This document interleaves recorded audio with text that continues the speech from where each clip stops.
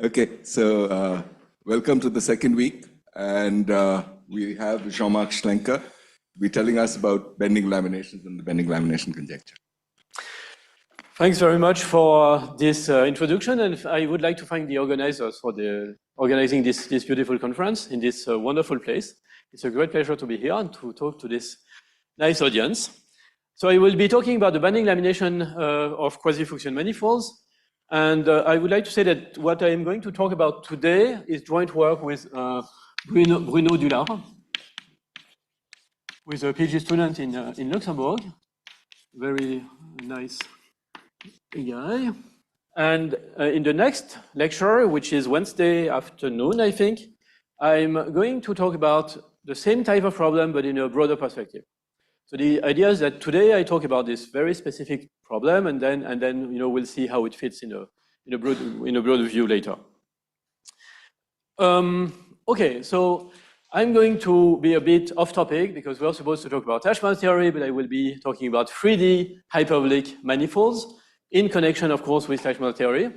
So I'd like to start by very elementary things. You probably all know, or maybe not all know, what is the hyperbolic free space.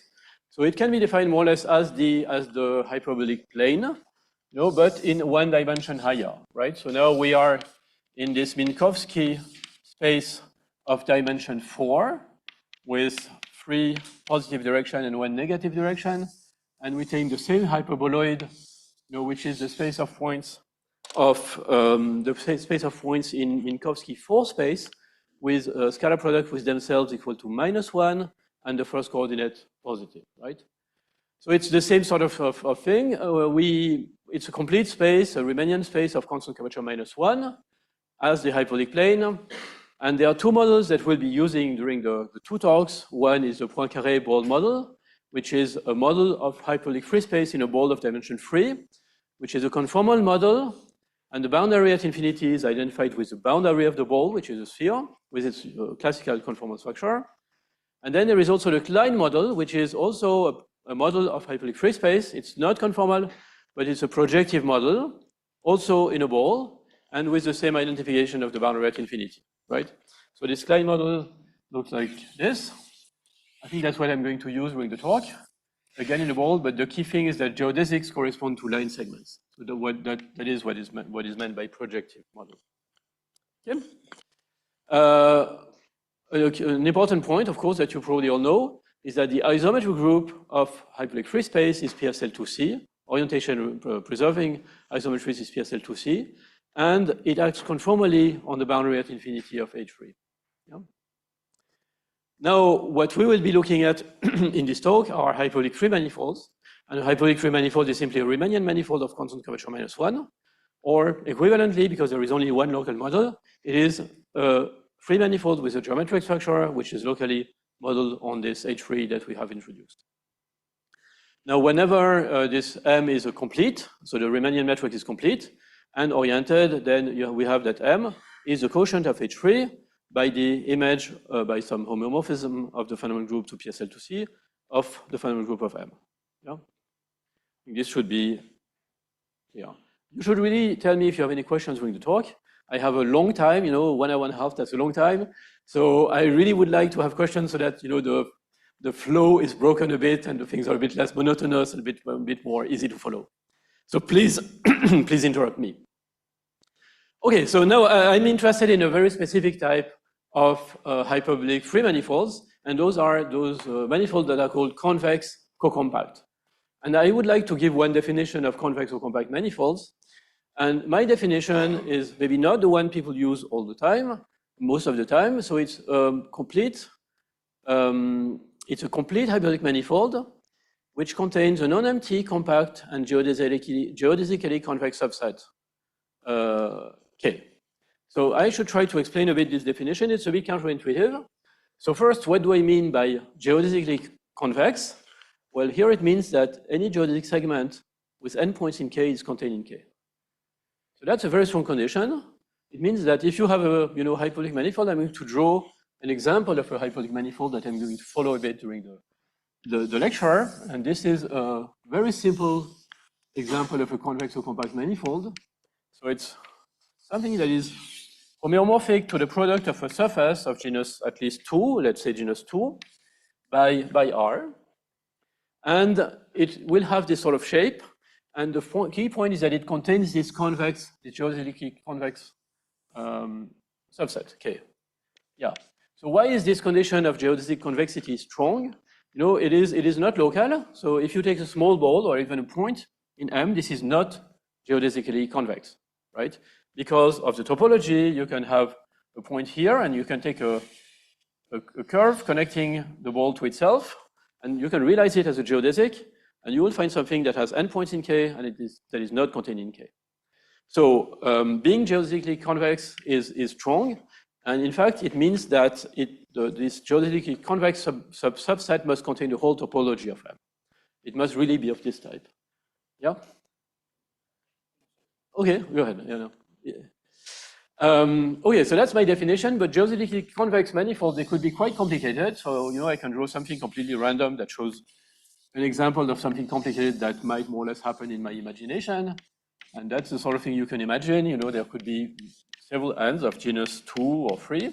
And then there could be some topology here that I can represent some, you know, arbitrary way. Yeah. No, sorry. So you said topology of K contains all the topology of M? Yeah, K must be a deformation retroact of M, yes.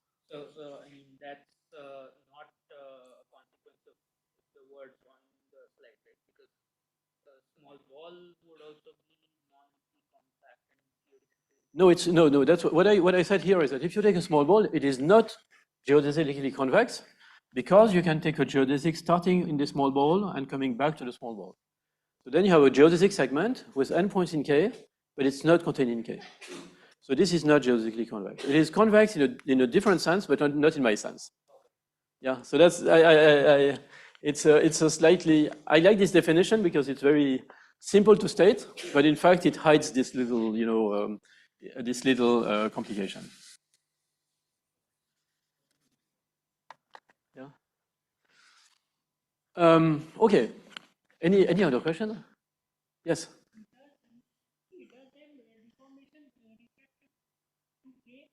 Yeah, can be retracted by deformation to K. Exactly. I think what we're going to see is that in that situation, it's not hard to see in that situation. In fact, that the boundary here is locally convex, and you have a foliation of the complement of this convex subset by geodesics that go all the way to infinity. So the complement of this geodesic convex subset must be, you know, made of very simple ends. We're going to come back to this in a even simpler setting, I think. Any other question? Yes.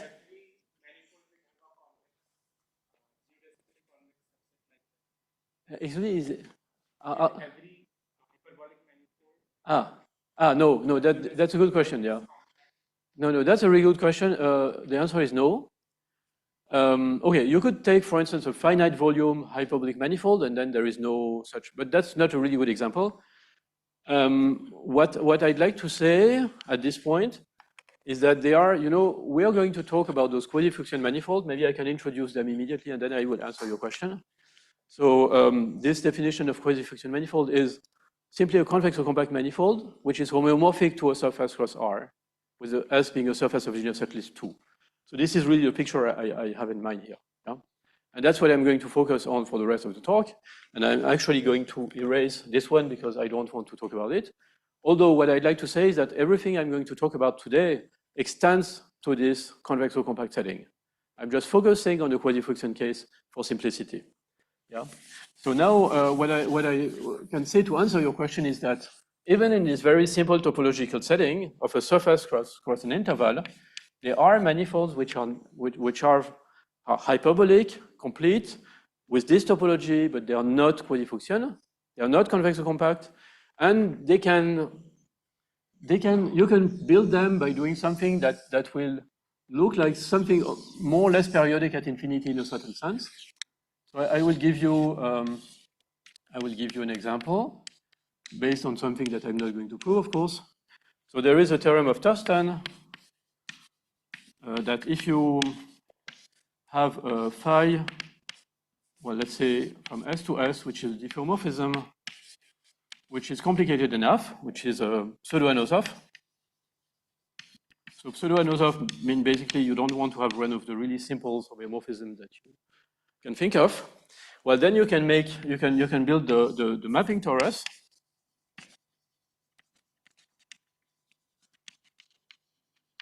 on phi, and that means basically you take your surface, you multiply by an interval like this, and you glue the top to the bottom by phi, yeah, identifying by phi, and then according to Thurston, this is hyperbolic. This has a hyperbolic metric. So I can call this M phi, right? So now if you take this hyperbolic metric and you take the infinite cyclic covering, where you sort of unfold this covering, you'll find something of this type. And that's a really nice example of a hyperbolic manifold, which is what people call doubly degenerate, meaning it is homeomorphic to S cross R. It has a hyperbolic metric. It's a complete hyperbolic metric, but it doesn't look like this at all. And it doesn't have any non-empty geodesically convex subset. Yeah. Any other question? No? Okay, so now I want to really start by this very important statement that was proved by Beers around 1950 that helps us understand those Quasifuchsian manifolds. So I want to first, I'm going to, again, maybe I'm keeping this, but I want to look at the universal cover of M. So here we have our manifold M, Quasifuchsian manifold, and I look at the universal cover of M, which of course is H3. Then I want to look at this action of the fundamental group of M on S, on H3. So this is as H3. So there is a canonical construction of what we call the limit set of M, and the limit set is obtained in the following way: you take a point X in H3, and then you take the orbit of M under the fundamental group of M. Yeah? So the orbit is going to accumulate near the boundary at infinity, because it's an isometric action. It's clear that there will be no accumulation point inside, but there will be accumulations points on the boundary. And if you look closely at what this looks like on the boundary, you can show, and this is another more or less definition of of a Quasifuchsian manifold, that this limit set, which we called lambda gamma, is actually a quasi-circle. So a quasi-circle is the image of a circle in the sphere by a circle in CP1 by a quasi-conformal homeomorphism. Yeah. So we have this very beautiful picture. We have this limit set, and the action of the fundamental group is going to act on the upper side of this curve and on the lower side of the curve. The two connected components of the complement. We have the fundamental group acting here and acting here. And by the way, can you read my little, yeah, even the people at the back? Yeah, okay. Okay, so what we have is that we have this positive connected component, this upper connected component, omega plus. We have omega minus, which is the lower connected component. And here, what we'll get is omega plus over rho of the fundamental group of M. And here we have omega minus, maybe put it here, omega minus over the fundamental group of M. And because the action of the fundamental group of M is by complex transformations, element of PSL2C, so they are conformally on the boundary or in a complex way, well, the complex structure on CP1 goes down to the quotient to a complex structure on the boundary at infinity here and on the boundary at infinity here. So in this way, we get two complex structures, one C plus, which is in the Teichmüller space of S, and here we get C minus, which is also a point in the Teichmüller space of S. So maybe we can put the opposite orientation to be really clear, but it doesn't matter so much. And yeah, so I guess we are here. We have this properly discontinuous action on the two connected components. It is conformal or complex if you prefer, and we get those two conformal structures. So what Beers discovered, and it was later generalized by Alfors, Beers, and other people, is that the map sending a Quasifuchsian manifold to those 2 points in the Teichmüller space of S is actually a homeomorphism. Actually, it was discovered by Beers to be a homeomorphism, and then it was expanded to be a biholomorphism if you consider the Weil-Petersen complex structure, or the complex structure on the Teichmüller space of S, and the complex structure coming from PSL2C on the space of Quasifuchsian manifolds. Yeah? So that's a bit the starting point. It tells us a lot of things. It tells us, for instance, that the space of those Quasifuchsian metrics on S cross R has dimension 12G minus 12. It is homeomorphic to a ball, and so on. Any questions? No? Let me maybe erase something so that I give you time to digest this beautiful theorem.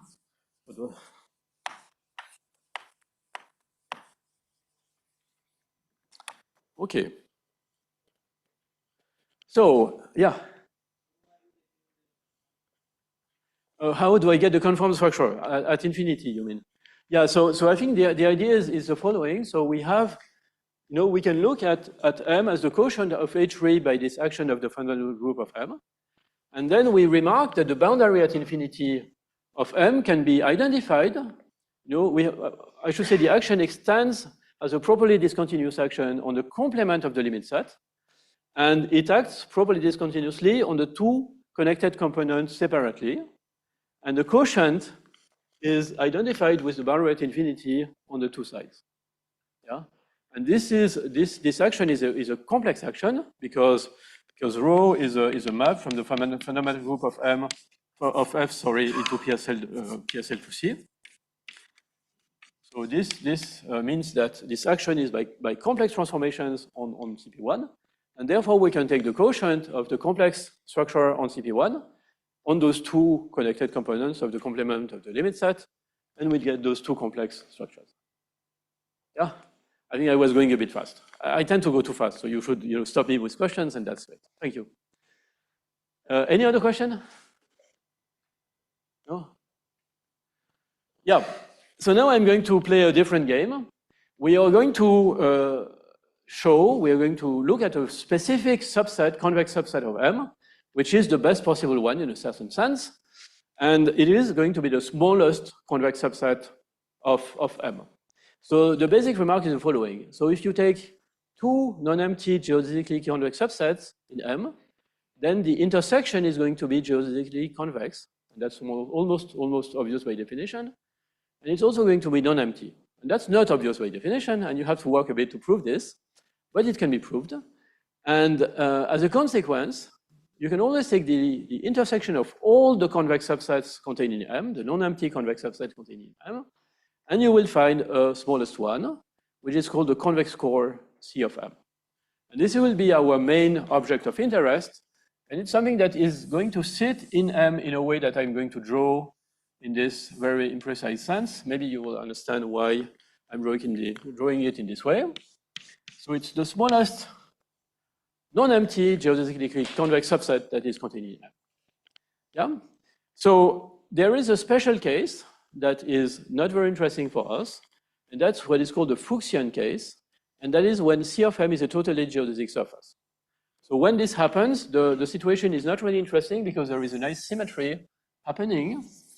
We have this totally geodesic surface here, and this means that our manifold, has this symmetry between the upper and the lower side, this orientation reversing involution from the exchanging two sides, and it means that in this case, the limit set is just a circle, right?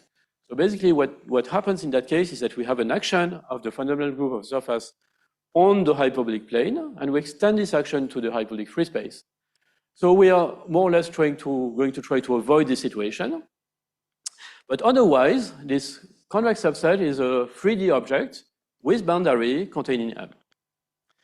Now, if you think of it, it's a really interesting object because it's a convex subset, but it has no extreme point. Yeah? So why doesn't have why can it have any extreme point? Well, suppose there were some extreme point in this convex subset. Well, then you could take a plane. My drawing is really terrible. You could take a plane. Maybe I'm going to draw this in a different color. You could take a plane that cuts off the extreme point, and then you would get a smaller, non-empty geodesically convex subset. So there is no possibility of an extreme point. So you could think of this convex core as a sort of polyhedron, except that this polyhedron has no vertex. That's weird, right? If you think of it, how can you have a polyhedron with no vertex? So why do I say this? If you look at a polyhedron, outside of the vertices, there is no extreme point. So that's a similar situation here. And what happens is that we'll have a local structure where every point has a neighborhood, which is either contained in a flat piece, right? So that's really the less interesting situation. But it could also be that this point is contained in a geodesic, but not in a flat piece. So this means there was going to be some pleating. And what we can think of is that there are going to be, let's say, two planes intersecting along a geodesic at that point. That's what happens in a polyhedron outside of the vertices. Okay? So that's the very first basic idea. And in fact, it's more interesting than this. But what's going to happen in general, and that's true, is that for every point there is either a totally geodesic region around it, or there is this plane around which, this line around which there is some pleating. What is more complicated than what I'm describing is that those pleating lines do not have to be discrete. They might be circling around in the manifold, in the surface, right, in the boundary. So I'm going to try to say this, but just as a definition, what happens is that the boundary of C of M, this is a 3D subspace in M. It's going to be the union of two surfaces, and those surfaces will be what we call pleated surfaces, which are totally geodesic except along a union of geodesics where there is some pleating happening.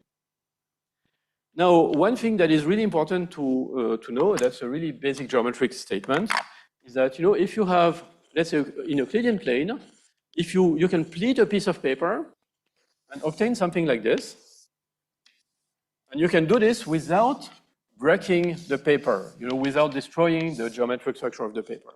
Then you can unfold it and it will be as before. So what this means is that the metric induced on this piece of paper in Euclidean free space is really the Euclidean plane. This line is a singular line for the surface in R3, but it's a completely smooth point or a smooth line for the induced metric on this surface in R3. There is no singularity of the metric. And this is also true in H3. In H3, you can do this, you can play this game, and you will have something which is locally isometric to the hyperbolic 2-plane. There is no singularity of the induced metric on this pleated surface. And this is actually occurring also in the situation of this pleated surface. And what happens then is that we get, out of this construction, we get for free two hyperbolic metrics on surfaces which are homeomorphic to S. So if I go back to my construction here, I have this C plus and C minus at infinity, but I also have, and that's something that Thurston discovered, I have those metrics, M plus and then M minus, on the two boundary components of the convex set. Yeah? And those points can also be considered to be points in the Teichmüller space of S, but now the Teichmüller space is looked at in a very different way. It's not the space of complex structures as here, it's the space of hyperbolic metrics as here. Of course, it's the same, by the Riemann uniformization theorem. But in fact, they're the same, but in a relatively subtle and interesting way. So we already have something interesting happening here. But we have more than that, because there is not only this induced metric, there is this pleating. And this pleating is described by those geodesics. And there is more than that, because we don't only have those geodesics, we also have how much pleating there is along the geodesics. And this is recorded by what is called a measured lamination. So we have those measured pleating laminations, which are this closed union of disjoint geodesics equipped with the transverse measures, which record the pleating of the two connected components. I think this already occurred in the talk by Kenichi, I think. I'm going maybe to just show a few pictures, just to tell you a bit how this could look like. Of course, my pictures are completely terrible, but I'd like to give very simple examples first. So this measured lamination could be what we call a weighted multicurve, and that's the simplest example that everybody can think of. So it means we take a closed curve here, for instance, and then we're going to realize it as a geodesic and put a weight which is, for instance, 2. And then we can take another closed curve, for instance, this one, and here we take another weight which could be pi over 2, I don't know, anything, it doesn't matter. And we could take any more closed curves. So that's the simple case. And when the pleating lamination is of this type, the surfaces, they really look like, locally like a polyhedron in H3, except there is no vertex. But what happens in practice, in most cases, this is a very non-generic situation. And in the more generic situation, the pleating lamination will look more complicated. And what will happen is that there will be no closed geodesic. There will be no what we call atomic weight in this measure. It's always going to be 0 on every individual line. But this pleating lamination will circle around in a complicated way through the surface, and then be more or less recurring everywhere in this way. Yeah. So it's an object that is not obvious. Frankly, it took me probably a few years to understand more or less at some level what a measured lamination can be. It's a relatively subtle object, but it's really important in Teichmüller's theory in many ways. Yeah. So how exactly do you compute the measure for yes. transverse? Yeah, that's a very good question. So okay, suppose I only have one line. Let me draw this pleating line first. And I'm not going to give you the precise definition, but I'm going to try to give you an idea. So here there is an angle, and I don't want to take the interior angle here because it could be pi if I have no pleating, which is really bad. So I take what is called the exterior angle, which is this angle here. And basically I measure by how much I turn, the normal vector when I go from beyond the pleating to after the pleating. Yeah. So this is really what this pleating lamination measures. It tells you how much you move the normal vector when you cross a line. And this extends, in fact, also if you have more than one pleating lines. For instance, you could have something like this. If you have two pleating lines, now when we get a transverse measure, it means we should measure the weight of any transverse segment. So here we could take a transverse segment that goes here, and then here, and then here. And then I'm going to see again what happens to the normal vector when I cross those lines. And I will have a certain weight here, coming from the first position to the second position, and then from the second to the third. And then you can do this, if you have some. Generically, what happens is that if you go along your surface, you might every very short interval could cross infinitely many lines, and you will just add those infinitesimal little turning points. So that's the idea. It's not a formal definition. I don't want to give you the formal definition, but that's the idea. Okay, any other question?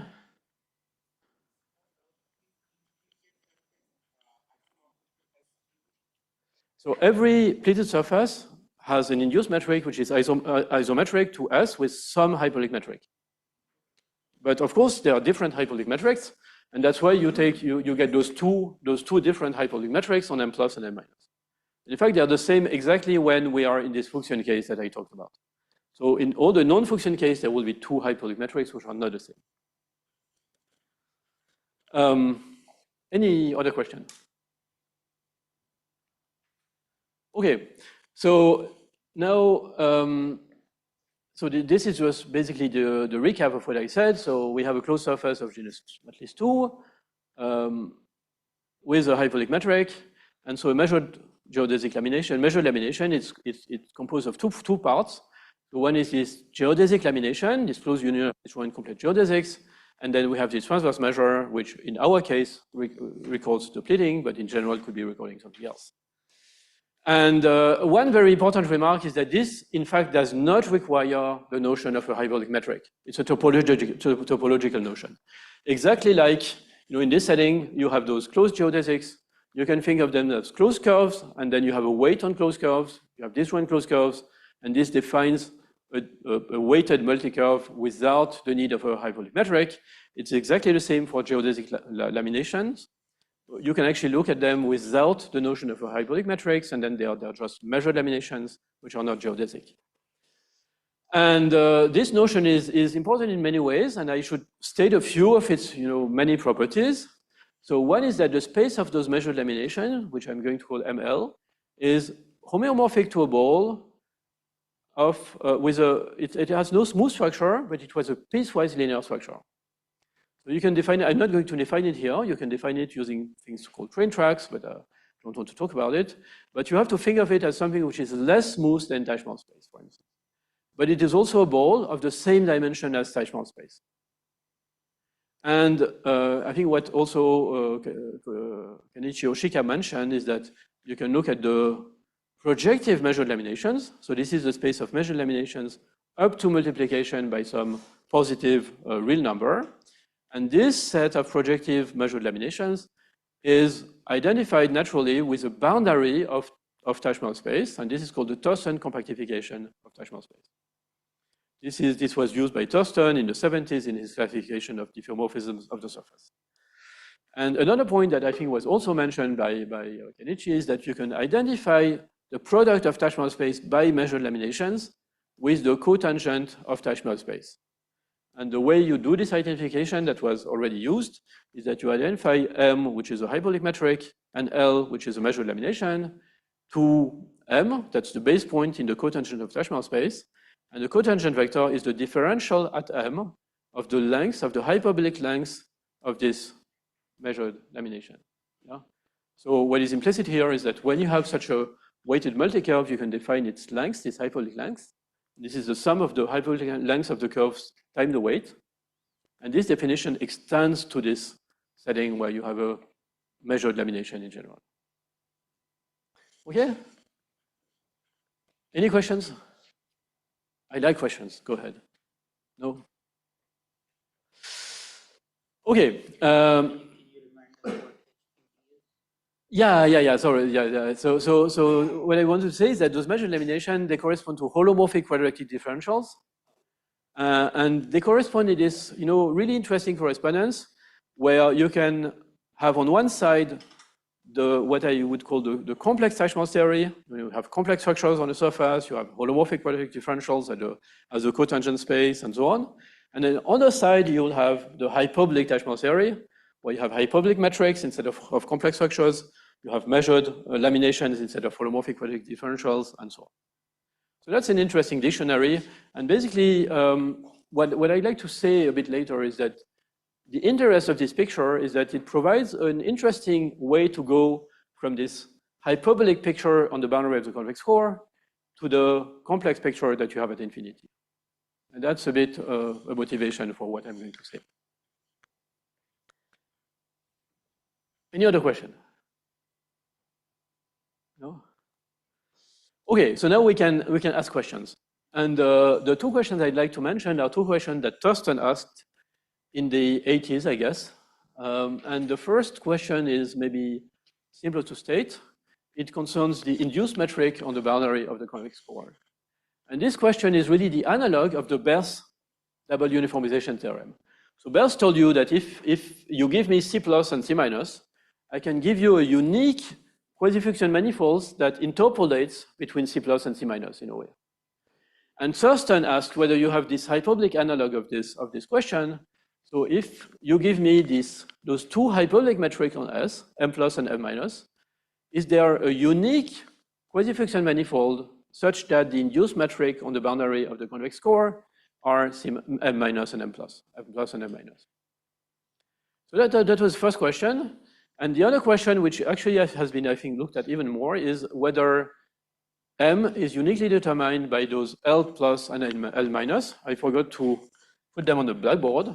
So here you also have this L plus in the space ML of S and L minus here in ML of S. So the question of Thurston is, did L minus and L plus uniquely determine M? And I'm going to tell you in a minute what kind of L minus and L plus can be realized, because there is a very nice description that was found 20 years ago.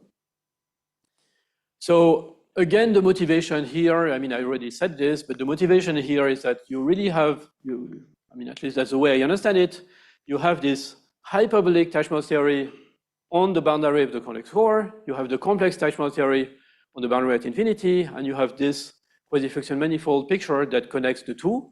So this 3D hyperbolic geometry is a bridge between those two types of Teichmüller theory. Okay, so what do we know about this? So first, about the first question, can we realize uniquely any M plus and M minus in the Teichmüller space of S, any hyperbolic matrix, on the boundary of the convex core? So then the existence is known. So any pair can be realized. And this follows from a number of results. So basically a conjecture of Sullivan, then partly proved by Epstein-Madden, and then also in a different approach by Labourie. So all this was proved in the early 90s, I guess, maybe even late 80s. I don't know exactly. So this is known that you can realize any pair. What is really funny or interesting is that there is no proof of uniqueness. So that's an interesting open question. Is it true that any M plus and M minus can be uniquely realized on the boundary of the convex core of a Quasifuchsian manifold? That's slightly irritating. You know, it looks like it should be true, but we don't know how to prove it. Now, if we look at the bending laminations, L minus and L plus, there is a beautiful theorem of Bonaron and Otal that tells you exactly what can be realized on the boundary of the convex core. And I'm going to state it in this Quasifuchsian setting. Actually, they proved it in a much more general setting of convex-compact and even geometrically finite manifolds. But it's very simple to state in this Quasifuchsian setting. So if you give me again L minus and L plus, two measured laminations on S, they can be realized, there is typo on the boundary of the convex core, if and only if, first, the pair fills. So what filling means here is that you have those two measured laminations on the same surface. Maybe I have one here and one here, doesn't matter. And filling means that every closed curve is going to intersect one of the two with a positive, actually uniformly positive weight, right? So it means they sort of, really fill the surface. There is no way to find a closed curve that doesn't intersect any of them. Yeah. So that's the first condition. It's not hard to show why this is necessary in the setting. And the second condition is that there is no curve with weight bigger than pi. Or in our setting, bigger or equal to pi would be the right term. So why is it not possible? Well, because if you have a pleated surface in R3 or in H3, there is no way it can bend more than pi, of course, right? So that's also a more or less obvious condition. And we're going to call F, ML, pi, the space of those filling pairs. So F means filling, and pi means no closed curve of weight at least equal to pi. Again, this should be bigger or equal to pi. And what I'd like to explain today is this the result we obtained in 2024 with Bruno Dullard, that this uniqueness actually holds. And it's very simple to state, but it took me a long time to actually find a way to prove this. But the proof is quite simple, and I'm going to try to explain the proof today, or maybe a bit Wednesday. So I'd like to mention that there are some partial results that were known. There is a result of Caroline series in 2006 that uniqueness holds already for not a compact surface like what we looked at, but a puncture torus times R. So that's a slightly more general setting of geometrically finite hyperbolic manifolds. But in that setting, for puncture tori, Caroline series proved the uniqueness. And then also Bonaron proved uniqueness near the Fuchsian locus. So if you're really very in a small neighborhood of the Fuchsian locus, uniqueness holds. So that was proved by different techniques. Any question? Yes? Yeah. Yeah. Yeah. No, that's a very good question. Our theorem goes for convex or compact manifolds, but not yet, at least, for geometrically finite. So for geometrically finite, it's still open. I was hoping that our techniques would extend, but not yet. I mean, there is really something missing. Maybe something could be done in the same direction, but it's not clear. So that's an open question, yes. Yeah. Yeah. For free, okay. You know, so if you look at this geometrically finite setting, there are two things you can do. You can have cusp of rank 1 or cusp of rank 2. And actually, we don't know how to handle any of those. Although, yeah, no, we don't know. Yeah. Any other question? No? Okay, so I'd like to first give an outlook of the proof and then try to prove some of the key statements.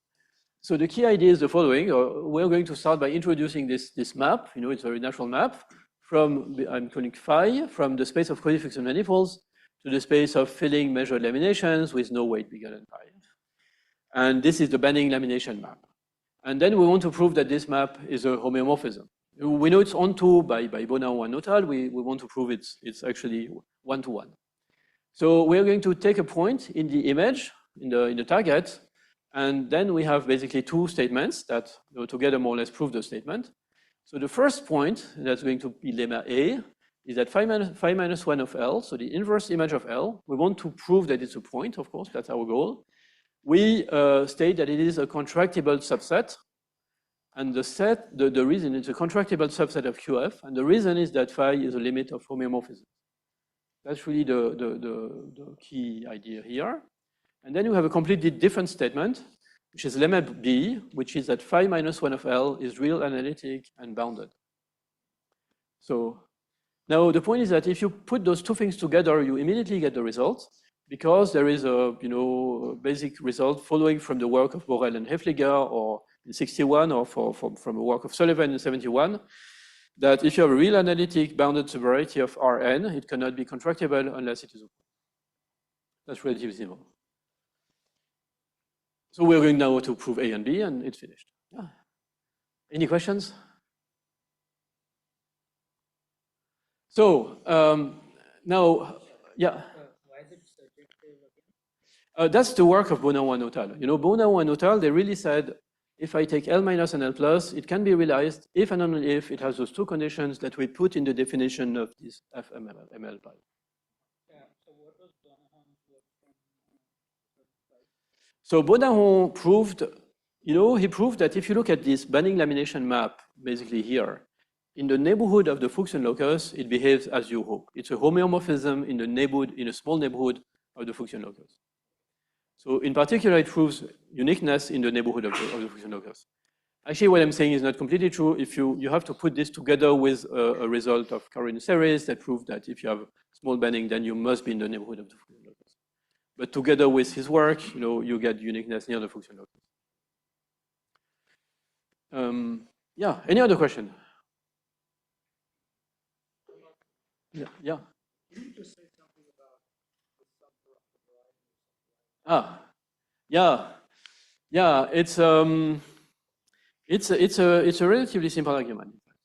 So basically, the way I was not prepared to talk about this, but basically the idea is that if you look at a real analytic subvariety, you can complexify it, and you would have a nice property that in the neighborhood of this point, there will be simple there is a triangulation of it. That's a result that people proved earlier, and then there will be basically the same number of, an even number of simplices in every dimension due to the evolution fixing the real analytic variety.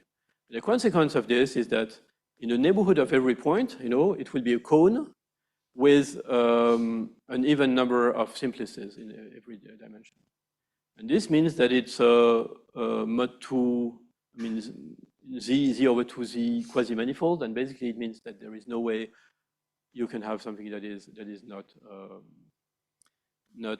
contractible unless it's a point. Basically, if it were a segment, for instance, at the endpoints, there would be a contradiction with this description. Yeah. I'm sorry, this is very messy. But what I want to say is that the argument is simple. If you admit something that people knew in the 50s, like the existence of a triangulation of a complex subvariety, then it's a pretty straightforward argument. If you look at the Sullivan paper, it's half a page. Yeah. Any other question? I'm really happy because I don't have to prepare my next talk. My next talk will be the half of the talk I planned for today. No? Okay. So now we're going to switch to something slightly different. To prove this lemma A, so lemma A is proving basically that phi is a limit of homomorphism, and then getting the consequence that the inverse image of a point is contractible. So I'm going to take a Quasifuchsian manifold M, and now I'm going to maybe redo this picture because it starts being a bit hard to read. So I have this picture here. So this is my Quasifuchsian manifold M, and it contains this convex core, which has this pleating along the boundary. And now I can look at the connected components of the complement of the convex core. And then there is one on the top part, and there is another one on the bottom part, which I'm not going to think about. And this is an example of something that we call a hyperbolic end. Right? A hyperbolic end in this setting is something quite precise. It's a hyperbolic manifold which is homomorphic to S cross R, where S is the surface of genus at least 2, by 0 plus infinity. And here I'm including 0 for some psychological reasons, because I want to say that this n is going to be complete at plus infinity, but it's bounded by a concave pleated surface at 0. Right?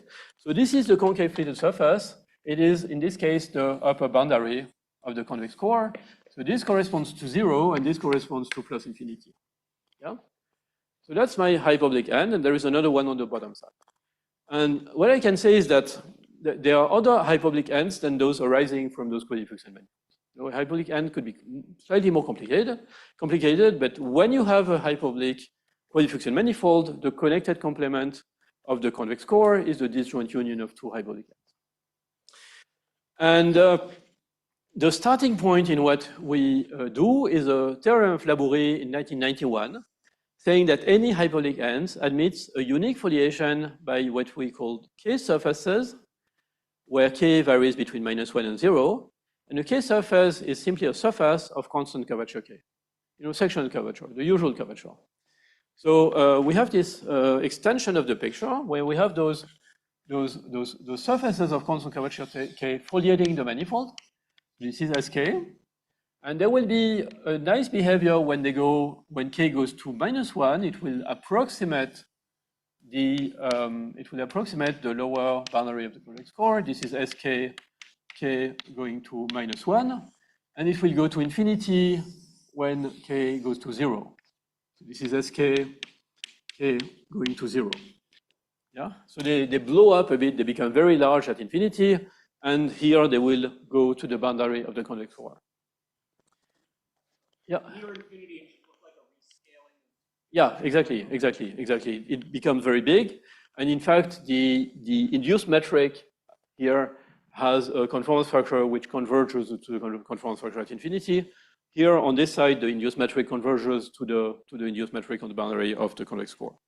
So this is a beautiful object that provides a really nice way to interpolate in a very specific and canonical way between this boundary of the convex core and the boundary at infinity. And yeah, so this is the basic tool. Any questions? Yeah.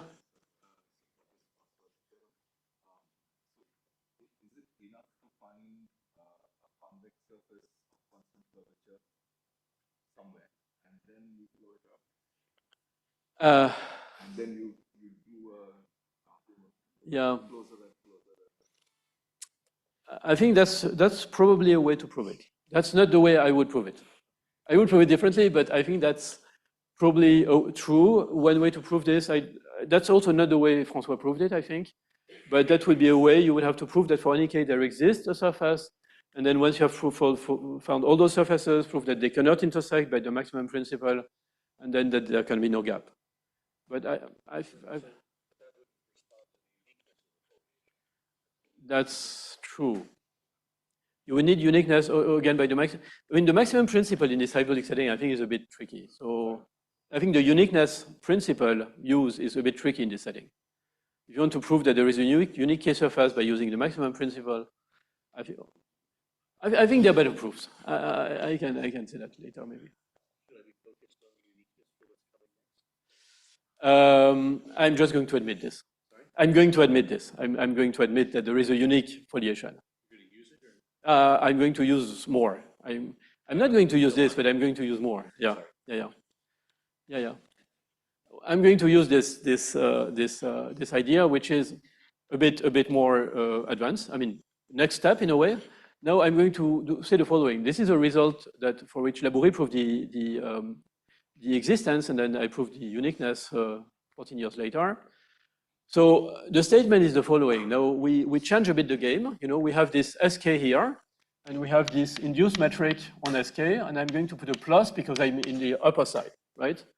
So I have this positive K surface, and then I have a negative K surface, and I'm maybe going to call it SK minus, and the induced metric is going to be 1K minus. I'm going to use this notation because classically the induced metric is called the first fundamental form. So this is 1 for me for some reason. And now I have, you know, for given K, I have those two metrics. Those are two maybe points in Teichmüller space. They are hyperbolic metrics up to scaling.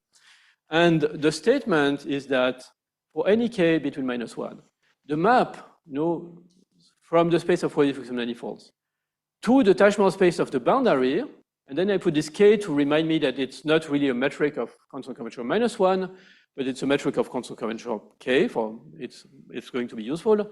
So this map, psi K, is a homeomorphism. In other terms, you know, it's a more or less a, you know, a sort of, you know, extension of the Thurston conjecture I was talking about. But in this Thurston conjecture, we had K equal -1. And here I don't want to take -1 because I cannot prove it in that case. But for K between -1 and 0, it works.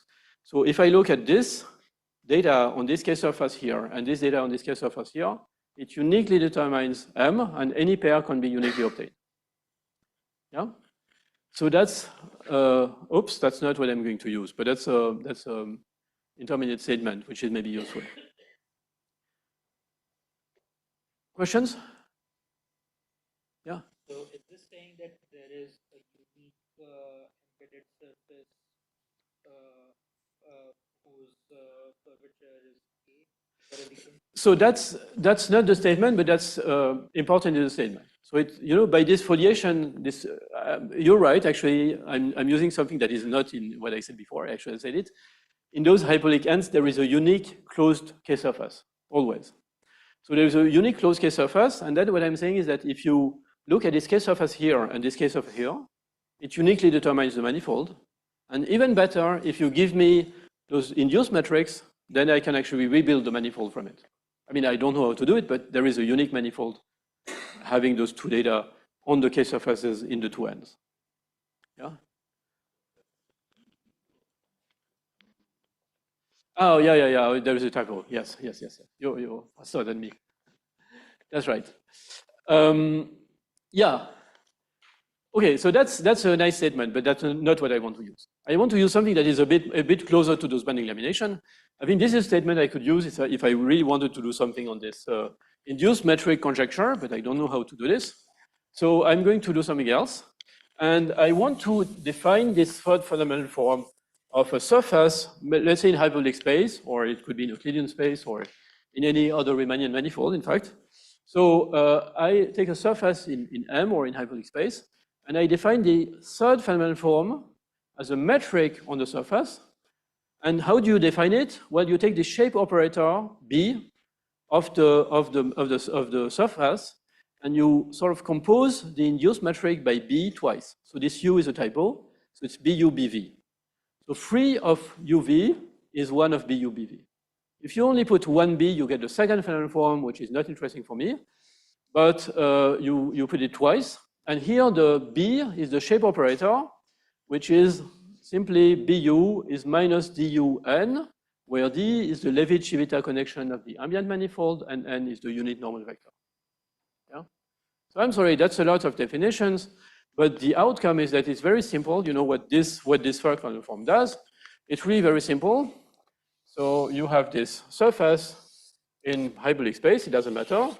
You have this normal vector, and this third fundamental form measures exactly how much you turn when you move around the surface. Yeah? It's really a metric that tells you by how much you have been turning the unit normal vector. Yeah? No, that's a typo. It's BV. BU, comma BV. Yeah, I'm sorry. Yeah. Thanks. Yeah. I'm so happy to see that you're all following very closely the talk. That's a pleasure. Yeah. Okay, so then the statement I'm really going to use is almost the same statement as here, and it was proved in the same paper. And the statement is that now we don't take this map psi that sends a Quasifuchsian manifold to the induced metric. I take another map phi k, which is sending a Quasifuchsian manifold to the third fundamental form on the K surface on the two hyperbolic ends. Yeah. And I forgot to say something really important. That's this fact here that I'm not going to prove, that if S has curvature K, then the third fundamental form has curvature K star, and K star is something that depends simply on K, simply K over K plus 1. The point is that if this is a constant curvature, this is also a constant curvature. Yeah? So I can enhance my picture here, because in addition to this induced metric, I also have this third fundamental form, 3K star maybe minus 1, 3K minus 1. This is actually a metric of constant curvature K star, not K, but K star. And then I have here 3K plus, and this is another metric of constant curvature K star. Yeah? So the theorem is that, again, you can realize uniquely any pair of metrics of constant curvature K star on surfaces of constant curvature K in the manifold as the third fundamental form.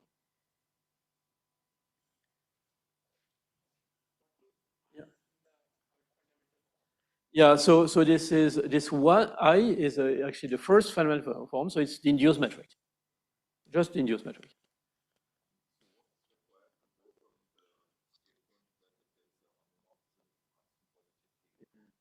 Yeah, so that's what I wanted to talk in the second talk, and the point is that those are really two dual statements. You know, if you look at this statement of Thurston that comes in earlier, those two questions, they're really dual questions. One is for the induced metric, and one is for the object, that you can already imagine is going to be related to the third fundamental form. And it's exactly the same as, you know, for, let's say, polyhedra in hyperbolic space. You can look at the induced metric or the dihedral angles, and those two problems are dual to each other.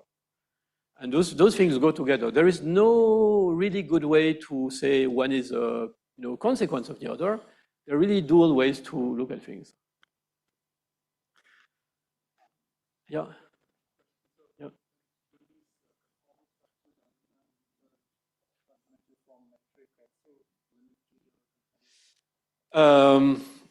No. Yes. Yeah. That's correct. That's correct. If you go to infinity, the conformal structure is going to converge to this conformal structure at infinity. And on the boundary of the convex core, it's going to converge in a sense that I'm going to describe to the bending lamination. Yeah. Yeah. The foliation is a smooth foliation. Yes. The foliation is a smooth foliation, absolutely. Yeah. Where am I? Yeah, this is a foliation. Okay. So this is going to be my tool, and the reason it's a tool is that there is this theorem of Mehdi Belraouti in his thesis in 2017. So he was a student of Thierry Barbeau, and he proved that phi k converges to phi. He proved it in a different setting, but it doesn't really matter. I won't talk about it. He proved that this phi k converges to phi as k goes to -1 in a specific sense, which is the length spectrum. So what does the length spectrum mean? It means, you know, when you have a measured lamination, I think I erased my measured lamination, that's a really bad idea. So when you have a measured lamination, you can look at the, you can look at the, so let's say the measured lamination is along those two closed curves for simplicity. whenever you have a closed curve in the surface, maybe this one or this one, maybe it doesn't matter, you can look at the intersection of this closed curve with the weighted multicurve or the measured lamination. Yeah? And of course, if you have a metric on the surface, let's say this third fundamental form, you can also look at the length of a curve for this metric. And the convergence in the length spectrum means that for every closed curve on the surface, here, those phi k will give two metrics on the surface of constant curvature k star. You can look at the length of every closed curve, and this length will converge to the intersection of the closed curve with the measured bending lamination. So this makes complete sense because what we said is that this measured lamination tells you exactly how the normal vector turns when you move around, along the boundary of the convex core. This third fundamental form also tells you that it describes how this normal vector moves. So it's completely logical to think that they will converge when one will converge to the other in this sense of the length spectrum. And this is how he proved. Yeah? So that's really good because we want to prove that phi is a limit of homeomorphism. And we know that those phi k, they are homeomorphisms. So that's almost what we want. And there is a little technical trick that's actually more delicate than I would like to say, because those phi k, they go from QF to Teichmüller space, cross Teichmüller space, and phi goes from QF to ML cross ML. So those are not the same spaces, so there is no way you can say that the sequence of homeomorphism converges to a homeomorphism. So you need something to identify the Teichmüller space of the boundary with constant curvature k star to the space of measured lamination. And there is a way we do this in that paper, and I'm not going to describe it. It uses, it's not very smart maybe, but it uses the Thurston earthquake theorem and some estimates, and let's assume it exists. And then we can take this composition of phi k with uk, and now phi k goes from QF to T cross T, and then we go using uk twice from T cross T to ML cross ML, and then we get a map from QF to ML cross ML, and then we can say that this converges to phi as k goes to -1. Yeah. Yeah, exactly. Yeah. You're all faster than me. You're telling me before I have said already. So this proves exactly that phi from QF to ML, FML pi is a limit of homomorphism. Yeah, absolutely. Okay, any questions on this? Okay, now I can conclude using some well-known things by topologists, which I had no idea about, but this is something that they proved. I'm going to give a sort of shortcut of what they proved, because they proved, there are some intermediate steps, but this follows completely directly from a result of Finney in 1967 and another one of Daverman in 1986. So if you have a limit of homomorphism from a manifold to another one, it doesn't really matter. The inverse image of a point, which is compact and has some very, very limited regularity, must be contractible. Yeah? By the way, I'd like to say that this statement is something that is quite heuristic. If you have a limit of homomorphism from, let's say, the line to the line, what could happen? You could have, of course, something that, I can make a drawing. So if you have a map from the line to the line, it could look like this. Oops. Converging to something which is maybe something like that. And then the inverse image of a point could be a segment. In 2D, you can sort of imagine what could happen. If you have a sequence of homomorphism, it's easy to see a situation where you collapse a ball to a point, but it's very hard to imagine a situation where you have two different balls separated, collapsing to the same point, because something must happen in between, right? So heuristically, you can imagine that if you have a limit of homomorphism, the inverse image of a point will have to be contractible. And in fact, what those topologists prove is that this is true under this condition of INR, which means absolute neighborhood retract.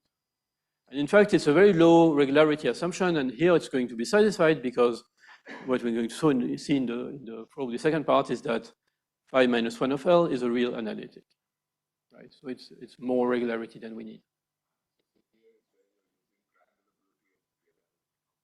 That's also in the result by Borel and Hefliger. Yeah. I finished the proof of lemma 1. Yeah.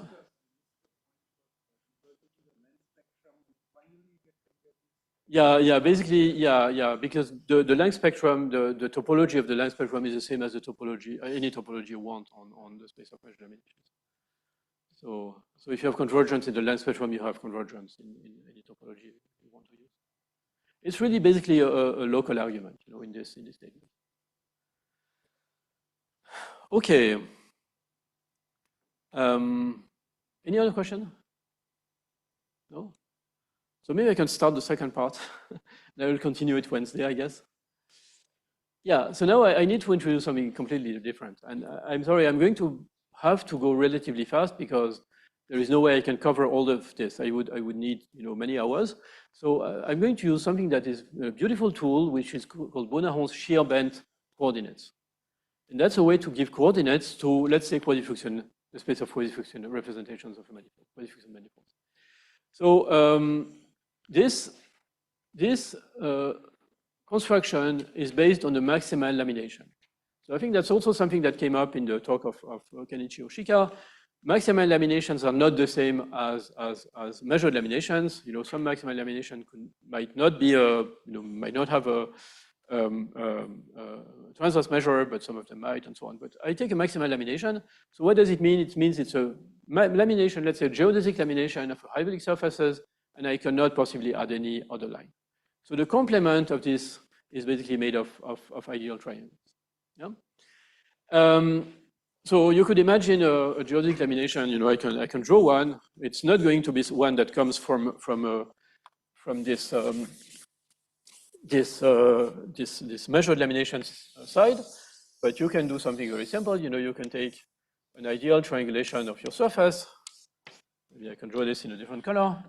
Then you can take a pants decomposition like this. And now you have to triangulate every pant and a pair of pants, and then you can triangulate the pair of pants by adding some infinite geodesics that circle around the boundary. So that's a maximal lamination. Now, a striking fact that is not completely easy to see, but you can imagine that if you have any Quasifuchsian manifold, and then you have a maximal lamination on S, it's going to be realized in the Quasifuchsian manifold by a unique pleated surface, which I'm going to call sigma lambda, homeomorphic to S and pleated along lambda.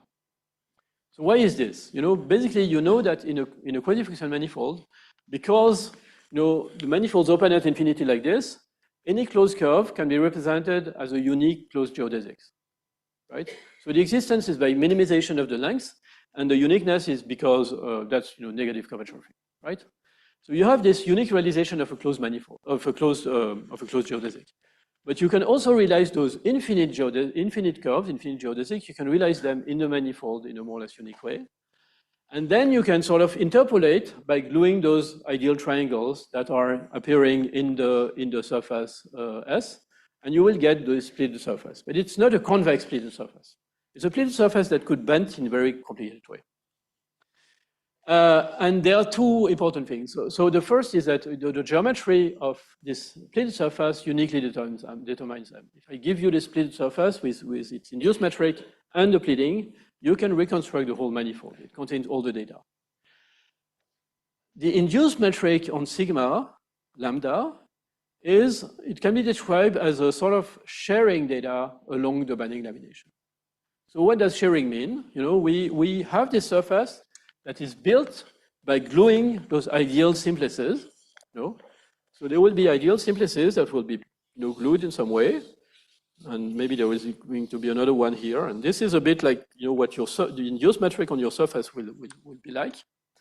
And whenever, whenever you have those two ideal simplices glued along a line, you can look at the distance between the projection of the opposite vertices on the common line. And then you can vary this, and this is going to define what is called a shearing.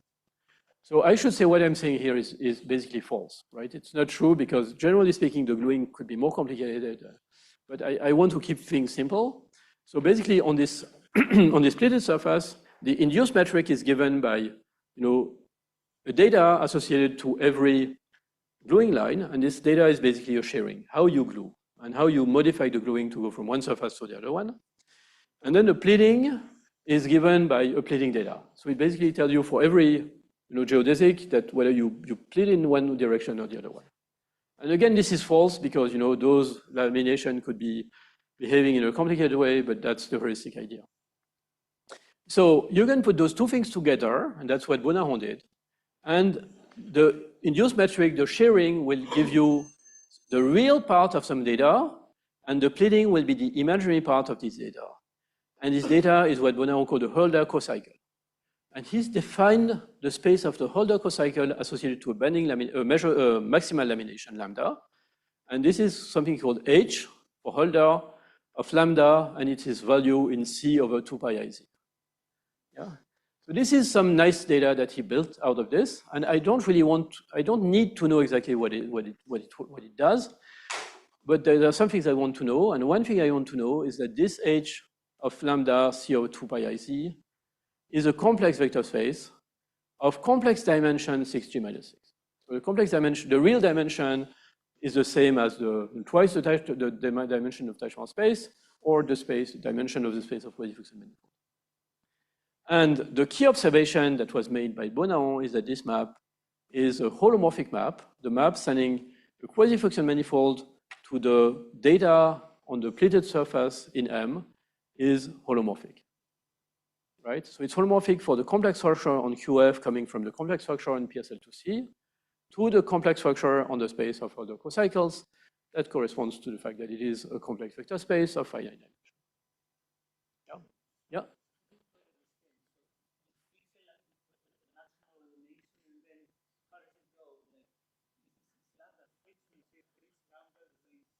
Yeah.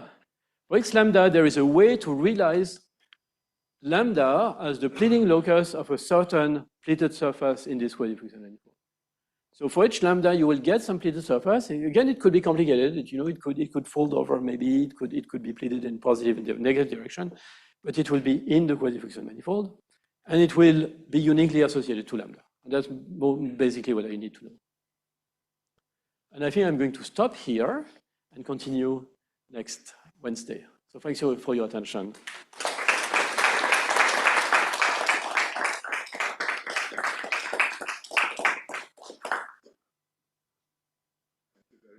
Jean-Marc, for this beautiful lecture. Any questions? What goes wrong with punctured surfaces? Basically, the first point is this theorem of Labouré that we don't have. And the second point is this theorem where we don't, the previous theorem. This already, we don't have this. I think I'm pretty sure this is true in that setting. If you take the product of a surface with cusp with R, I think this is going to work. If you have a rank, cusp at infinity, that's not completely clear. But the second point, which I think is more tricky, is that this theorem, we don't have it in that setting. And maybe it holds, maybe it doesn't. I think it probably holds, but I'm not sure the techniques we have will work to prove it. I would more or less be optimistic, but I really don't know. Yeah. Any other questions? So I remember in the paper there's some discussion of an aspiration to do something infinitesimal. Yeah, but you're all going too fast, So okay. Yeah, I have those open questions. Spend a couple minutes on that? Yeah, so that's a really, I think, a slightly technical but very interesting point. So I listed those open questions at the end. So the first question is no, I'm waiting, I'm gaining time on the next step. So the first question is, the induced metric on the boundary convex 4 uniquely determined. That's what we already stated. The third question is geometrically finite manifolds. Someone already asked the question. But the second question is this infinitesimal rigidity. Basically, what does infinitesimal rigidity mean? Rigidity would mean that if you have a Quasifuchsian manifold, you deform it a bit, or maybe a lot, you will have to change the bending lamination. Infinitesimal rigidity means that if you take a tangent vector to the space of Quasifuchsian manifold, which is non-zero, it has to change infinitesimally the two bending laminations. Which makes sense because the space of bending laminations is piecewise linear, so we can actually look at tangent vectors and so on. But this infinitesimal rigidity is something we don't know how to prove. And it doesn't follow from our argument, and that's really unfortunate. It is very unfortunate. Because Bonaron remarked and proved that if you had infinitesimal rigidity, first you have the uniqueness statement. So global uniqueness follows from infinitesimal rigidity by some standard argument. But also what Bonaron proved, and that's also very cool, as a consequence of those shear band coordinates, is that if you have this infinitesimal rigidity for the bending lamination, you also have it for the measure. And then the metric, the induced metric. Yeah, exactly, for the induced metric. And then you also can prove the statement, the answer question 1 for the induced metric.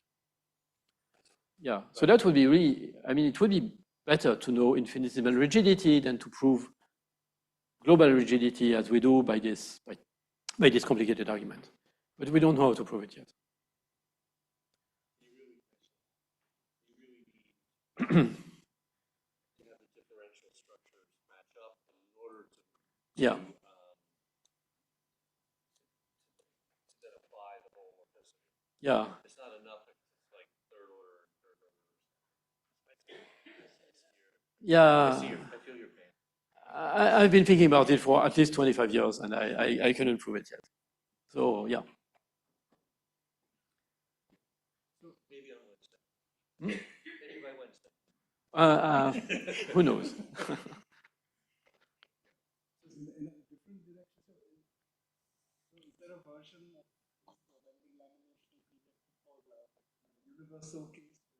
Yeah, that's a very good question.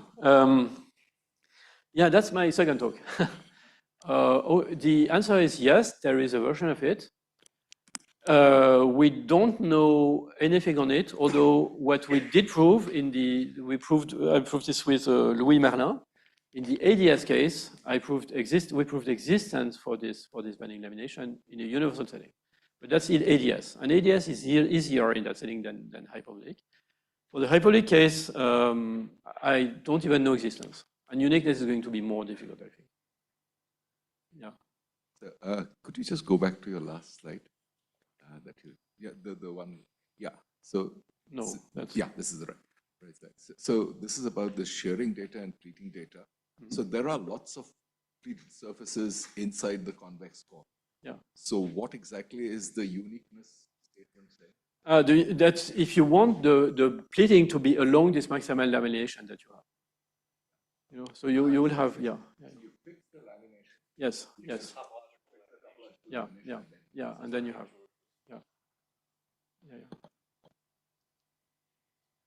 On the infinitesimal. Yeah. Is it from the generalities, do you find out that most of the time it's infinitesimally rigid? So, okay, first I should say. Like a sublocus to be worried about, or you just general?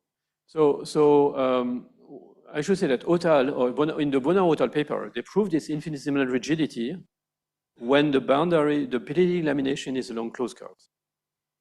Is along closed curves. When the pleating lamination is along multi-curves, then they have this, Then they have this rigidity by infinitesimal rigidity by a completely different argument, doubling argument, and then you have a cone, hyperbolic cone manifolds, and so on.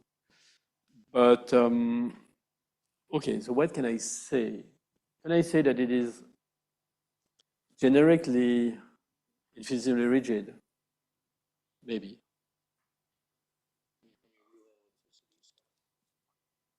Yeah, I'm thinking that just from the, what is called, this is maybe true, but okay, I should think about it. I think there are things you can say, but there may be even results that have been proved, but it doesn't prove the whole thing. It doesn't prove the statement. All right. Any other questions? And let's thank Jean-Marc again.